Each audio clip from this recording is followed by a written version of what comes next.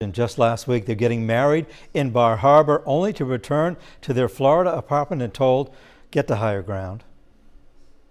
It's been a whirlwind for Keith Corrigan and his new bride, Alyssa Bork, native Mainers who now live in St. Petersburg, Florida.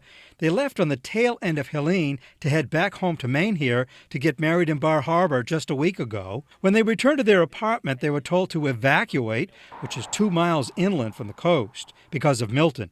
They grabbed what they could, packed the car, the family dog, and drove 400 miles to stay with family in Georgia. There's so much leftover debris from Helene that, it's probably going to impact buildings and go through windows, so it's just not safe to stay there. Quite the contrast from Maine wedding to Florida hurricane. We're looking at it as it's our little Georgia honeymoon, I suppose, and get to see more family. And, I'm praying for my city of St. Petersburg and Tampa. And then there's Larry Gilbert, who grew up in Lewiston. He lives on the 18th floor of a 24-story high-rise in Tampa. He's staying put. No, see, this is the pool, so what they do is they just tie down all the furniture. And are you supposed to evacuate?